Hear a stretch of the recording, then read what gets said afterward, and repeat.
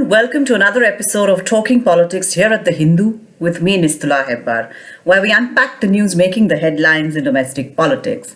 And while the last week began with a lot of fanfare about Prime Minister Narendra Modi's inauguration of the Kashi Vishwanath Temple Corridor project and multiple rallies by various stakeholders in Uttar Pradesh like Samajwadi Party, the Congress, and of course the BJP in that state, this week I would like to talk to you about the state of play in Punjab because at the end of the week, on Friday, we saw the declaration of an alliance, the finalization of an alliance between the newly launched Punjab Lok Congress headed by former Chief Minister Captain Amarinder Singh and the BJP. What are the contours of this alliance and what is the state of play in the electoral map of Punjab? That will be the subject of this episode's Talking Politics.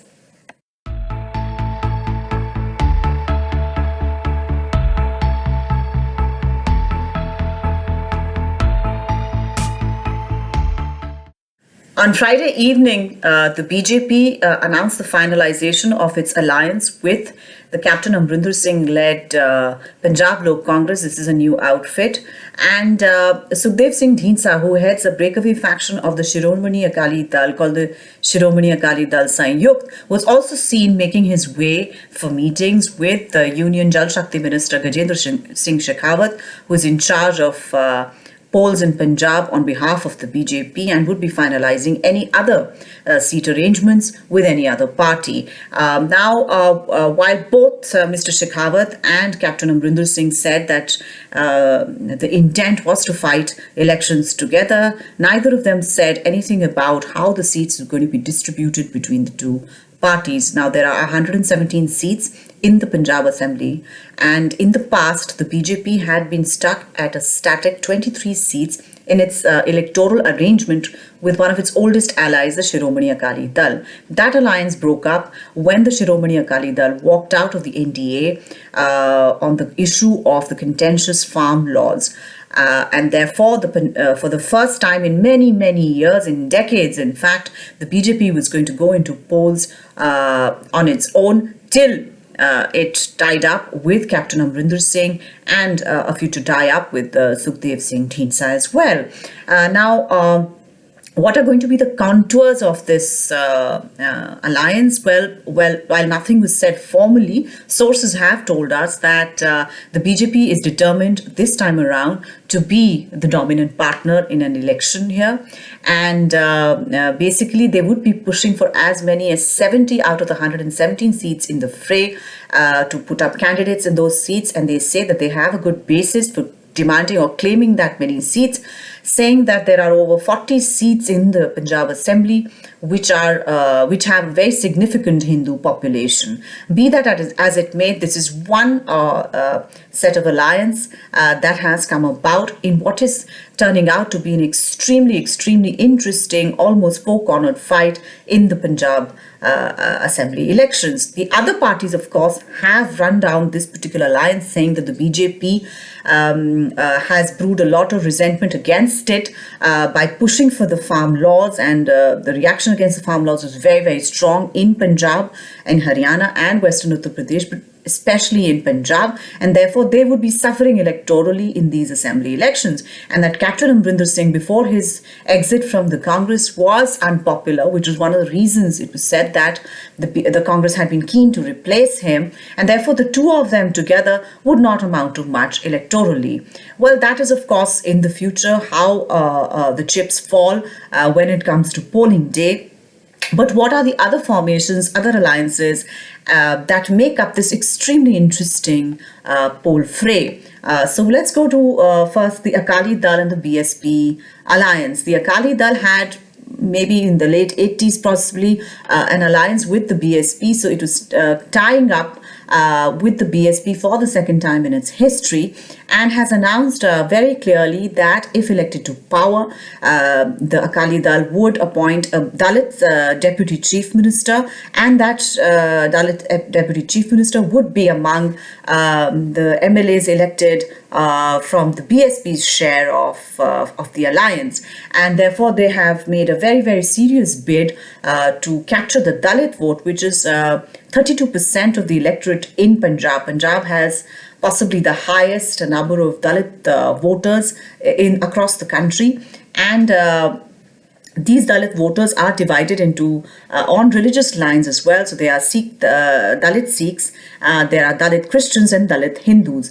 In the past, it has been seen that the Dalit Hindus and the Dalit Christians have usually gravitated towards the Congress, and the Dalit Sikhs have largely voted or partially voted at least with the Shiromani Akali Dal. Shiromani Akali Dal has claimed their votes to a certain extent.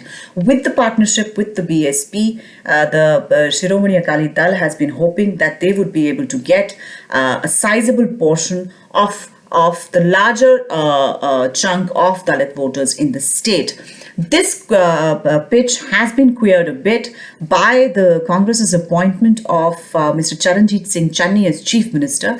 Mr. Charanjit Singh Channi belongs to the Dalit section of society, and his appointment has created a buzz around this outreach and a buzz around the Congress, which has been plagued by otherwise internecine fights in its state unit. The Shiromani Akali Dal's other pitch has been that it is the only true defender of the faith. It's a Panthik party and also speaks for the Sikhs in the state, as well as it is the only regional party, the true regional party of Punjab, and talks about Punjab interests to the rest of the country. And these are all the pitches that the Shiromani Akali Dal has been making through its public rallies, etc., especially the point about being the only true regional party for Punjab.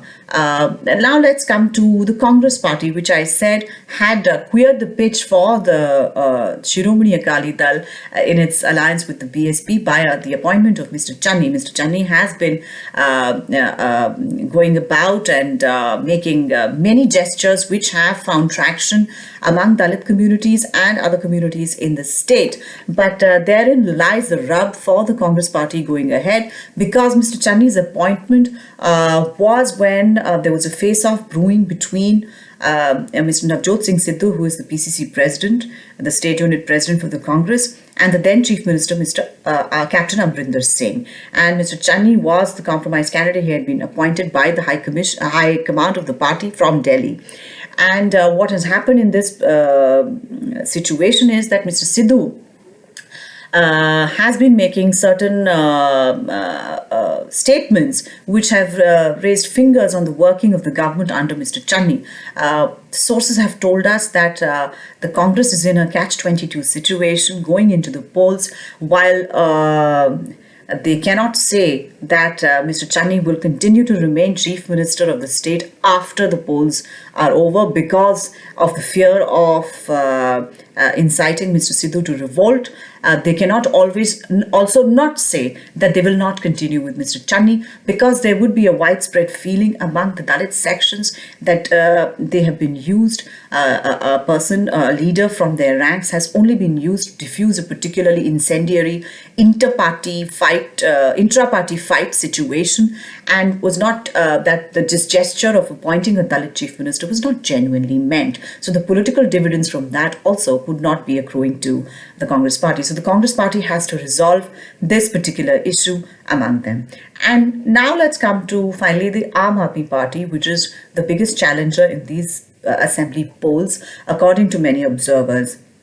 The last time round, the Aam Aadmi Party, also seen as a major challenger, but came a cropper against a resurgent Congress in the state. The Aam Aadmi Party's main problems that were seen in that campaign was the lack of a face, especially a lack of a Sikh face in a state where more or less there have always been Sikh chief ministers through its history.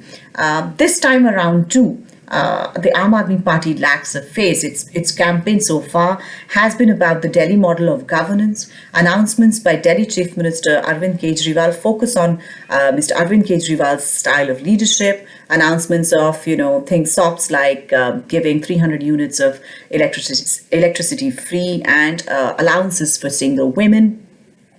etc., etc. So the Aam Aadmi's campaign has only just now revolved around these issues, and the question of who would be the chief ministerial face continues to haunt that campaign. Now, these are all the four kind of corners of the fight in Punjab, whether it will be a genuinely four-cornered fight, or will a couple of the players be relegated to the sidelines of irrelevancy, and it ultimately turns out to be a binary fight, is of course awaited. But as of now, all four sections have thrown their hats in the ring, and the campaigning seems to have really gone up a notch. This is all I have for you this week in Talking Politics.